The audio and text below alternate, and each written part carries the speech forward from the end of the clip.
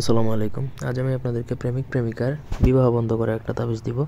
আপনার যদি প্রেমিকার বিয়ে ঠিক হয়ে যায়, ধরেন একবারে কাছাকাছি চলে এসেছে, ডেট বিয়ে হয়ে যাবে, অথবা আপনার প্রেমিক প্রেমিকা যারই বিয়ে ঠিক হয়েছে কিন্তু মানে ডেট পড়ে নাই বা বিয়ে ঠিক হয়ে যাবে, এরকম অবস্থায় আপনি বিয়ে বন্ধ করতে পারেন এবং কি আর্জেন্ট এই নকশা দ্বারা বিয়েটা ভাঙায় দিতে পারবেন।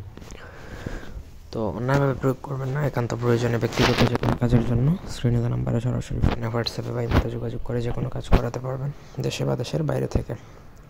তো স্ক্রিনের যে নকশাটা দেখতে পাচ্ছেন, এটা ছেলে বা মেয়ে যার জন্যই প্রয়োগ করবেন তার ছবিতে মানে অঙ্কন করতে হয়। ছবির পেছন সাইডে ছবি তো একটা প্রিন্ট করে নেবেন প্রথমত, যে কোনো শনি বা মঙ্গলবার দিন দেখে। আর যদি আপনার বিয়ে যদি খুব আর্জেন্ট হয়ে যায় তাহলে যে কোনো বারেই প্রয়োগ করতে পারবেন, তবে শনি মঙ্গলবার দিন হলে বেটার হয়।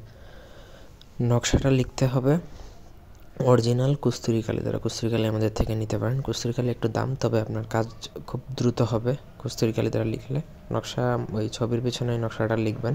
লেখার পর নাম লেখার দরকার নেই, কারণ হচ্ছে ছবিটা তার একান্ত। এরপরেও যদি আপনি নাম লিখতে চান লিখতে পারেন। তারপর সেই ছবিটা আপনাকে কোনো স্রোত যেই নদীতে আছে সেরকম কোনো নদীতে আপনাকে বিসর্জন দিতে হবে। স্রোত যে মানে প্রসিদ্ধ নদীগুলোর মধ্যে আপনি ফেলবেন। ছোটোখাটো খালবিল নদী এগুলোতে ফেললে কিন্তু কোনো ফিডব্যাক আসবে না।